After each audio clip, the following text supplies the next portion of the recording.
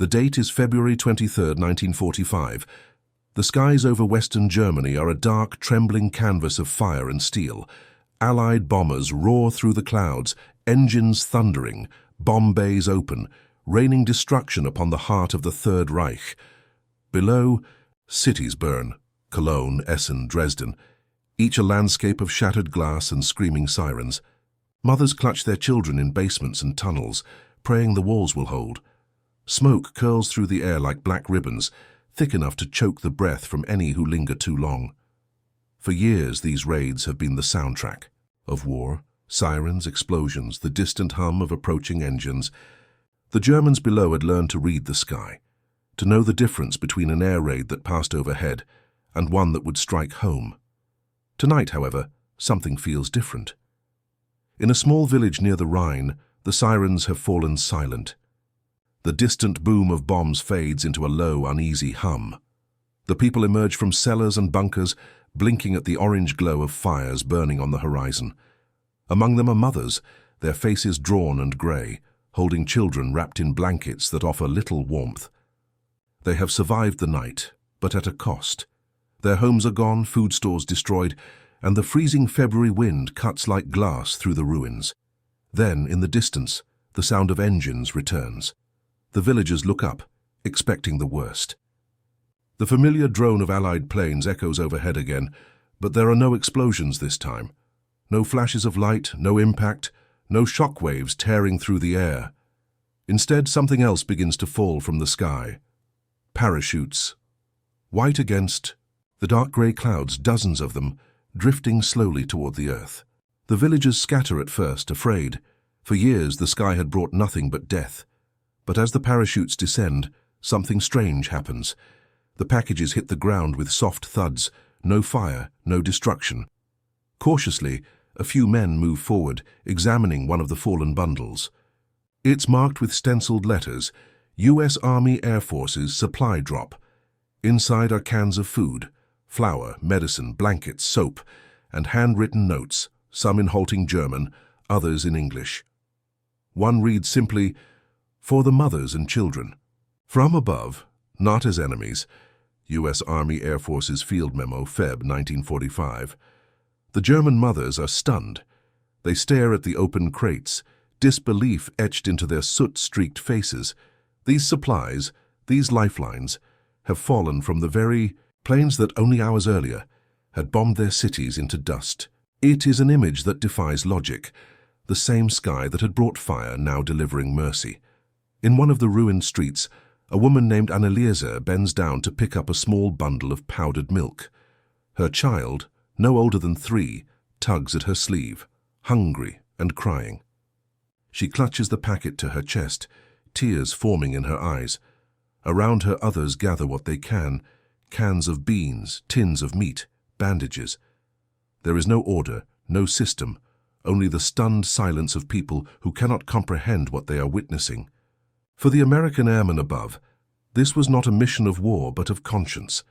Many of them had seen the devastation below on their return flights, cities they once targeted now reduced to ashes, with civilians wandering amid the ruins. As Allied air superiority became absolute in the final months of the war, some pilots began dropping supplies on their return legs after bombing runs, unofficial, often unrecorded acts of compassion. They were not orders from generals, nor part of any military directive. They were individual decisions born from what one pilot would later call the unbearable sight of the enemy's suffering. Pilot's Letter, 1946, Smithsonian War Archives.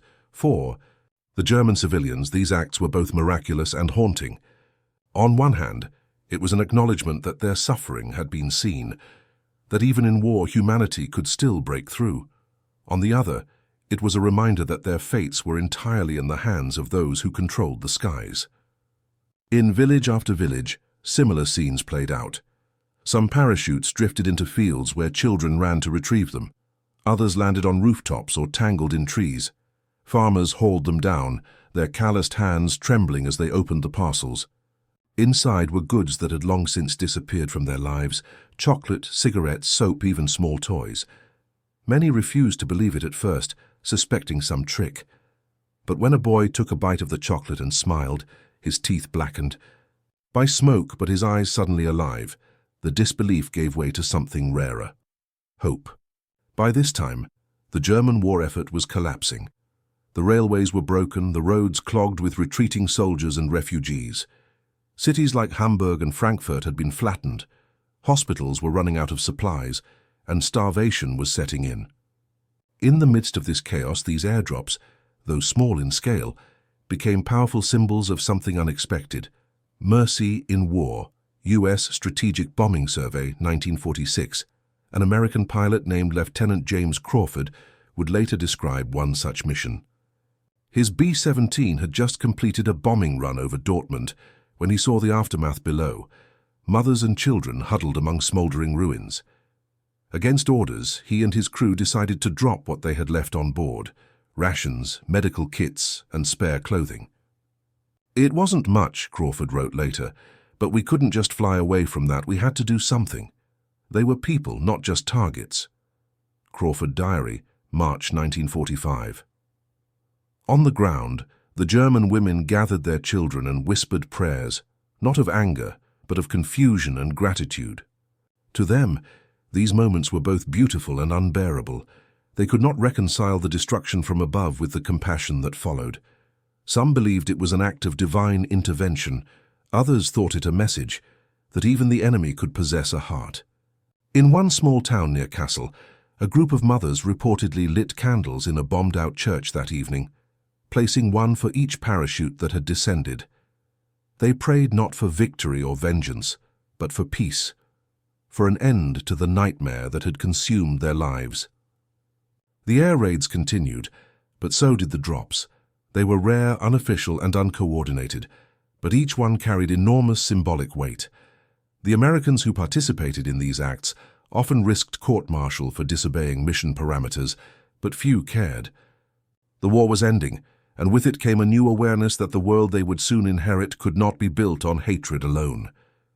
The German mothers who received these parachutes would never forget that image: the soft hiss of silk canopies descending, the packages landing gently among the ruins. To them it was proof that even in total war, the line between enemy and savior could blur. The same men who dropped bombs had also dropped mercy, and that contradiction would linger in their hearts for decades. As the fires burned out and the winter wind swept across the broken cities, those mothers clung to the one truth that mattered most. For the first time in years, something from the sky had not come to destroy, but to save. The winter of 1945 dragged on like an open wound. Across the ruined German countryside, the fires still smoldered from the raids that had gutted entire cities. Bridges lay twisted like bones, roads were cratered, and rivers ran black with soot. But amid the devastation, stories began to circulate, whispered at wells, in churches, and along ration lines, about American airmen who had dropped food and medicine from the very skies that had once delivered only death. Mothers clung to these tales as if they were myths, half believing, half dreaming, wondering whether compassion could truly descend from above the smoke. It had started in truth as an act of defiance, not of orders but of despair. Allied pilots, especially from the 8th Air Force, had seen what total war looked like from the air. After every bombing run, they flew over cities that were no longer cities, just charred skeletons of what had once been homes. The sight haunted them. One gunner, Sergeant William Red Harris, wrote in his flight log, "You could see the mothers, the kids, running for holes in the earth. After a while, it stops feeling like victory." Crew log, 95th Bomb Group, Feb 1945. By February and March 1945, as the German front collapsed and the Allies advanced deep into the heart of the Reich, some pilots began carrying extra cargo on their return flights. Sometimes it was leftover supplies, emergency rations, or even personal items traded at air bases in England. Tobacco, biscuits, chocolate, or tins of coffee. At first it was a few isolated acts, unsanctioned and unrecorded. But soon they became a quiet undercurrent within the air crews, a shared understanding that mercy could coexist with war, even if command never approved it. The technical side of these missions was both simple and dangerous. Crews would attach small parachutes to the packages, sometimes standard-issue supply chutes, other times improvised from torn fabric and rope. At altitudes below 3,000 feet, where the risk of anti-aircraft fire was still real, the airmen would slow their aircraft and release the bundles by hand, watching them drift into the ruins below. In some cases, the drops were made near identified refugee areas, hospitals, or farm villages, spared from heavy military occupation. U.S. Army Air Force's Field Memo, March 1945. The most notable of these mercy drops, as they would later be called, occurred near the Rhine River in late March. A B-17 bomber returning from a daylight mission over Kassel had jettisoned its unused payload and flown low over a cluster of burning villages. The pilot, Captain Donald Keane, ordered his crew to release every spare ration they had left, canteens, chocolate, even cigarettes. The packages landed among the ruins. Days later, reports filtered back through local civilians and captured prisoners that mothers had gathered the supplies, weeping openly as they distributed food to their children. Captain Keane Diary, 1945, National WWII Museum Archives. The airmen who participated in these acts often spoke of a strange silence that followed the release, an emotional stillness that replaced the noise of bombs. You could see the parachutes drifting, Keane wrote. No explosions, no fire, just quiet. And for the first time, we didn't feel like killers up there.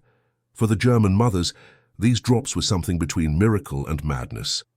Many could not believe that the same hands which had destroyed their cities were now sending food.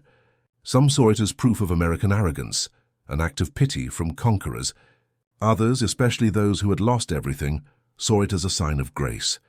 The enemy, one woman wrote in her diary near Essen, has shown us more mercy than our own leaders. Civilian Diary, Essen, March 1945, Bundesarchiv. Not all welcomed the gesture. Nazi propaganda officials, desperate to preserve control, warned civilians not to accept enemy gifts.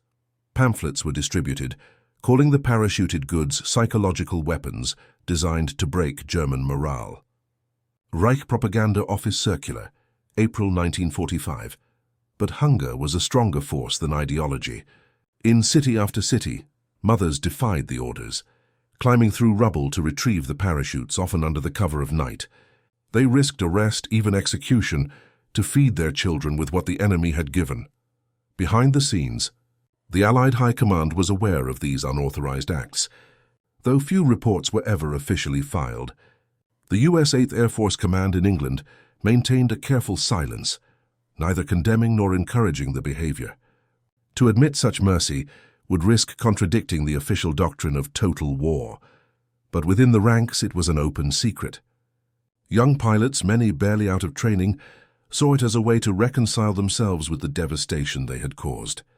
It wasn't politics, one radio operator later said. It was conscience. U.S. Airmen Oral History Project, 1951. Some of these airmen would later claim that the parachute drops were inspired by direct encounters.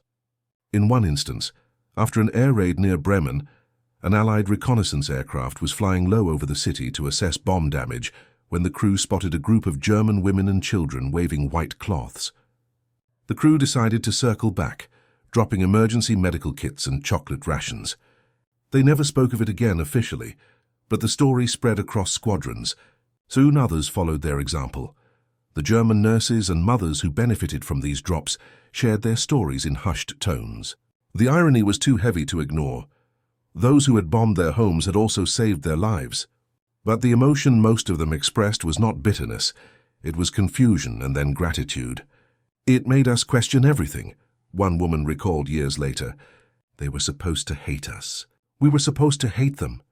But when the packages fell, I saw that hate was not what kept the world alive. Oral testimony. Munich refugee camp, 1947.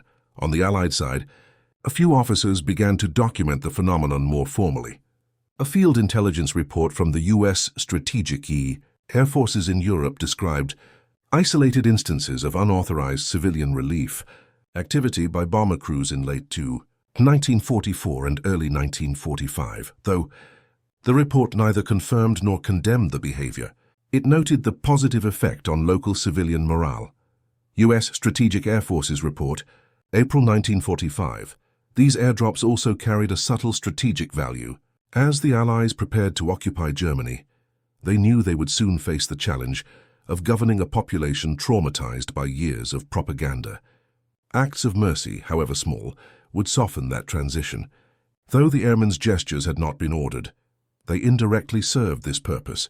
A new image of the Americans began to form among the German civilians, not as faceless destroyers, but as complex human figures capable of compassion even in victory. By the end of April 1945, Germany was collapsing. Hitler was dead, Berlin was surrounded, and surrender was days away. In those final hours, when desperation reached its peak, the sky over Germany began to change. The rumble of bombers no longer meant fire, it meant relief. Hundreds of planes, now under official Allied relief missions, began dropping supplies over refugee corridors and liberated zones. The first organized effort, Operation Vittles, would later follow in Berlin during the post-war blockade, but its spiritual roots began here in those final, unofficial acts of conscience from men in olive drab. The paradox was complete. For years the sky had been the enemy, now it had become salvation. Mothers who had once cowered in fear began looking upward, not with dread but with a cautious, trembling hope. Children who had grown up knowing only the sound of bombs now pointed at the parachutes, laughing as they drifted down. And for the airmen, those small white canopies were a kind of absolution, a way to end their war with something other than destruction. As one of them wrote in his final letter home, "We dropped bombs to win the war, but we dropped food to remember we were still men." Lieutenant Daniel McIntyre. Letter, May 1945, U.S. Air Force Archives. The war ended on May 8, 1945.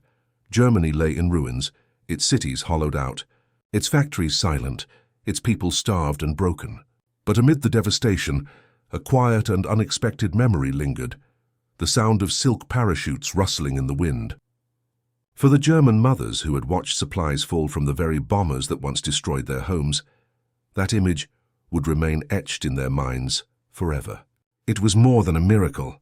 It was a contradiction so profound that it forced them to reconsider everything they thought they knew about the enemy, about mercy, and about the meaning of humanity itself. In the months following surrender, Allied forces poured into Germany. Town after town fell under occupation, and with them came medical relief, food aid, and the careful beginnings of reconstruction. The mothers who had once feared the skies now saw American soldiers walking the same streets where bombs had fallen. And for many of them, those soldiers were not greeted with hatred, but with cautious gratitude. "We had expected monsters," one woman from Hanover later said. "But they gave bread to my children."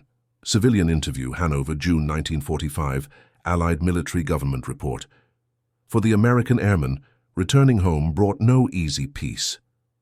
Many were haunted by what they had seen and done, the destruction they had unleashed, and the mercy they had tried to show in the war's final weeks. In smoky bars and quiet kitchens, they told their families about the strange moment when, after years of dropping bombs, they had dropped food instead. Some described it as redemption, others as confusion. "It didn't undo what we'd done," wrote Lieutenant James Crawford, "but it proved that war doesn't have to erase our souls." Crawford Memoir, 1947, Smithsonian War Archives. Military historians would later debate the significance of those unrecorded supply drops. Were they truly acts of conscience, or simply isolated gestures by men weary of killing? The truth, as always, lay somewhere in between. War had turned human beings into instruments, and these quiet acts of compassion were their rebellion against that transformation. The airmen's parachutes, drifting silently over broken cities, were a protest against the very machinery of total war. U.S. Army Air Forces Debriefing, 1946. For the German mothers, however, there was nothing theoretical about it. In the aftermath of war, when occupation began and the horrors of the Nazi regime came fully to light, they found themselves living in the rubble, not just of their homes, but of their beliefs. Many of them had been taught that mercy was weakness, that compassion was a foreign luxury their enemies could never possess. But now, with Allied food in their cupboards and their children alive because of it, they began to see that mercy was not weakness at all. It was strength.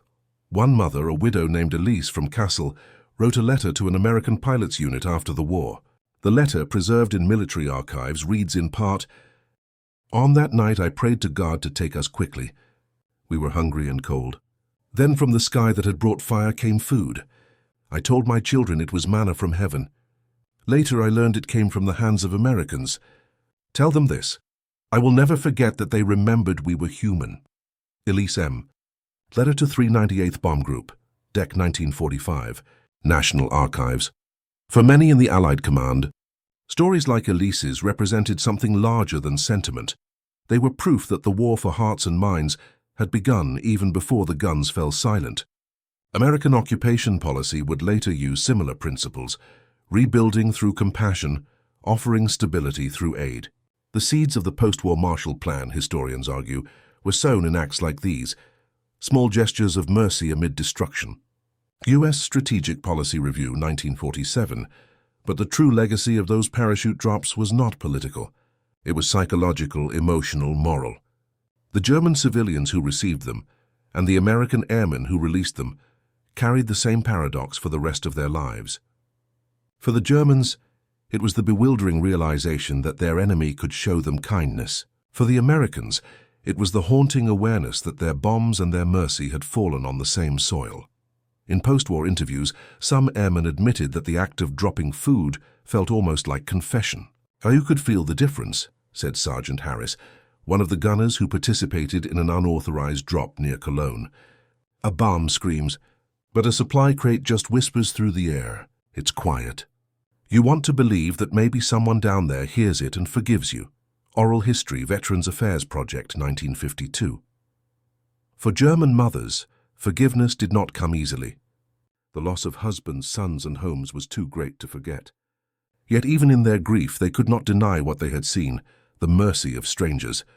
Over time, many of these women would share their stories with their children and grandchildren, not as tales of victimhood, but as lessons about humanity. They would tell of the nights when the skies burned, and the mornings when parachutes floated down like snow. They would say that in those moments, they learned the most painful and beautiful truth of all, that compassion can coexist with destruction.